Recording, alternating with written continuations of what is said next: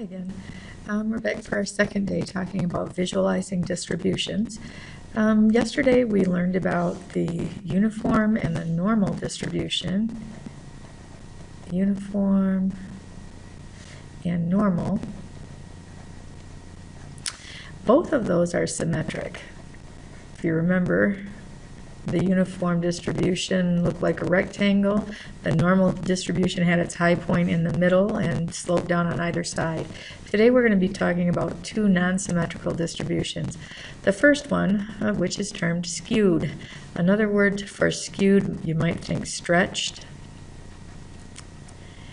And a skewed distribution has a large clump, has a clump of data at one end.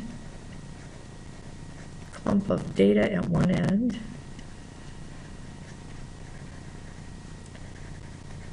and then slopes down toward the other end.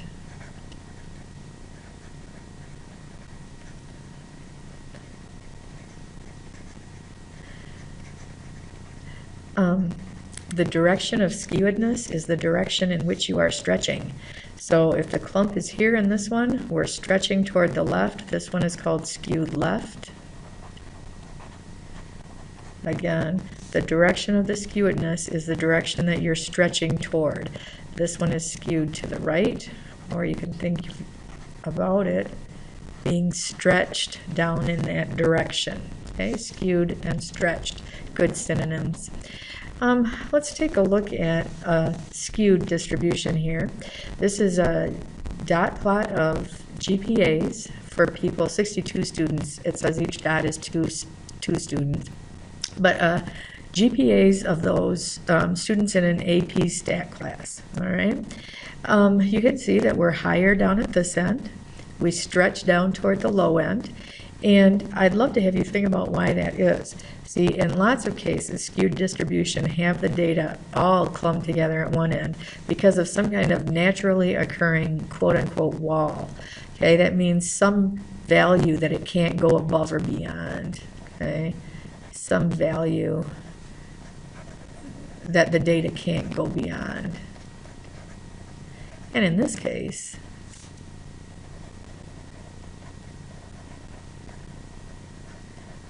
in the case of this distribution, the wall is the fact that you can't have a GPA higher than 4.0.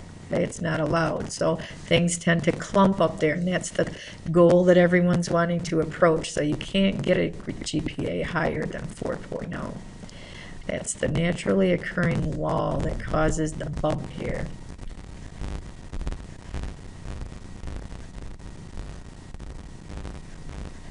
All right. You know, the mean of a distribution, you'll remember from previous math work, that is highly affected, folks, by really high, really low values. That is, one person down here at the zero end drags down the average of everybody, right? Highly affected by extreme values. It's not the best measure of center then for a skewed distribution. The average here would be much higher, I would think. And I wouldn't give a true representation of those that are below. So a better measure for center for skewed distributions is the median. And you'll recall that the median of a data set is the middle number in a sorted list. We're going to use that to describe the center of skewed distributions. To look for that median, of course, you want the data value that will separate that distribution into two equal-sized pieces.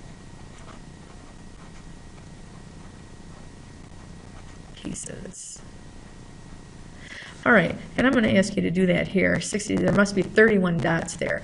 So we need, let's see, 31 divided by 2, that's 15.5. We need to be at the 16th dot. That's where the median here will be, because there will be 15 dots under it and 15 dots over it. So I'm going to just count them. 1, 2, 3, 4, 5, 6. Yeah, right in here, and that looks like it's about 3.1, 3.2, 3.3. All right, so we split that data set into two equal pieces. 3.3, you might say, is an average GPA for this data set. Okay, that gives enough weight to those at the high end and to those at the low end. So the median is better here for measure of center. Let's go on and see what else we have. The standard deviation is not your best measure of spread here. Again, if you think about that, folks, these things are stretching way out. Okay, so that measure of it's stretching out that way. It's going to give too much weight to this, the standard deviation will. Instead, what you use are the quartiles, the first and third quartiles. Now, some of you will remember those words from past math classes, some of you will not. We found the median by cutting the data set into half. If you'll recall, we said that the 16th dot was this one, all right? 15 on either side of it. So 1, 2, 3, 4, 5, 6, 7, 8, 9, 10, 11, 12, 13, 14, 15. Yep. That's the median at 3.3. To find the first and third quartiles, folks, you find the medians of each of the other halves of the data set. So I have 15 values in here. 15 divided by 2 is 7.5. So we want the 8th dot in here. 1, 2, 3, 4, 5, 6, 7, 8. That's that one. That's called the first quartile. We want the 8th dot here. 1, 2, 3, 4, 5, 6, 7, 8. Here's our third quartile. And we found that by counting. You guys, that's not going to be ever my favorite way of finding things. So there has to be a better way, which we'll share with you in just a hot second here. But a summary sentence for this distribution might be this. The distribution is skewed which way? Stretching down there towards the left. It's skewed left, centered at 3.3 with, now if you think about this, we split this data set up into 1, 2, 3, 4 chunks. And if you're using medians, folks, those are about percentages, right? If you think about this, 25% of this data set is in each of these categories, all right?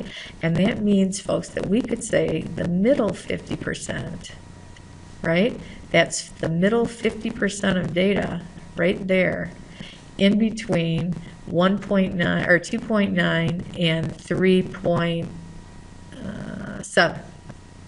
Okay, that's 2.9, 3.7. Again, what we're saying here is that the middle 50% of data, so the typical values,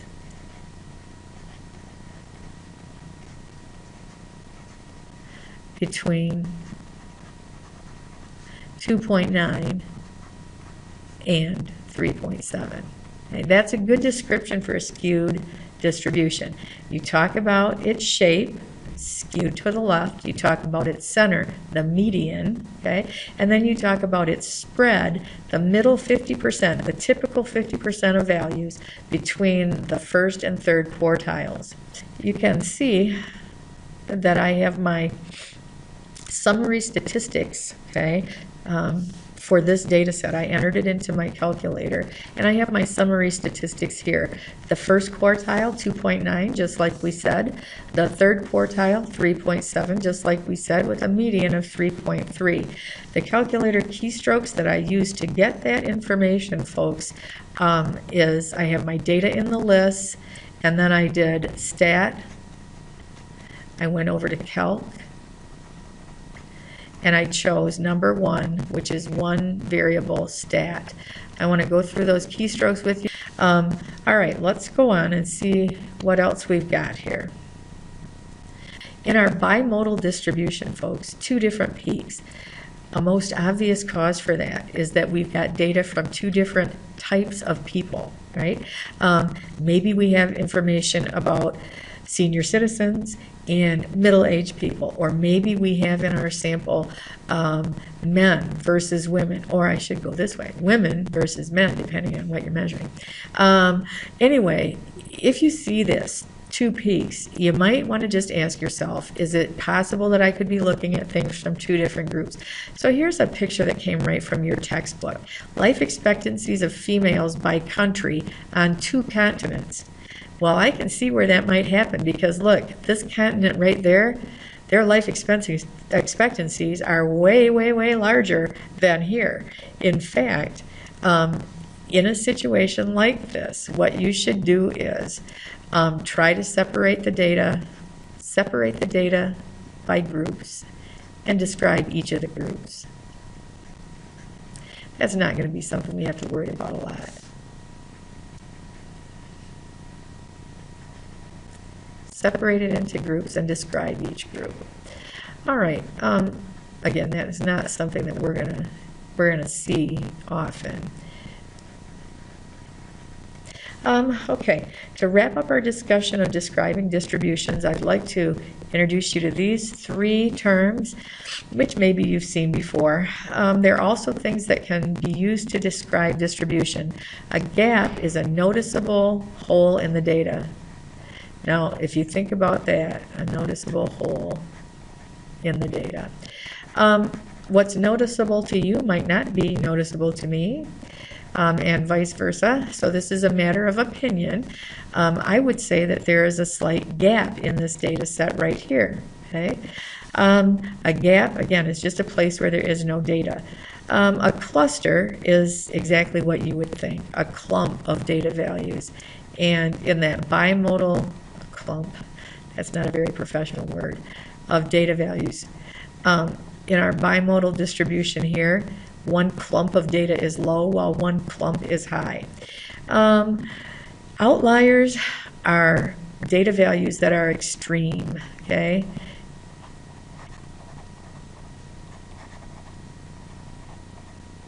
In fact, if you think about the GPA distribution we had on the other screen, data values that are extreme, a GPA of 0 would have been an outlier because it would have been way far away from everyone else. Okay? Outlier. In fact, later in the course, we'll talk about a formal way to decide if what you're looking at is an outlier. But for today, that's it for us. We've described those two different distributions today, the skewed and the bimodal. I'm going to ask you again to get out there and do that U-try. That's how I determine what I need to talk about in class the next time. So please get out there and do that at your soonest convenience. Have a good night.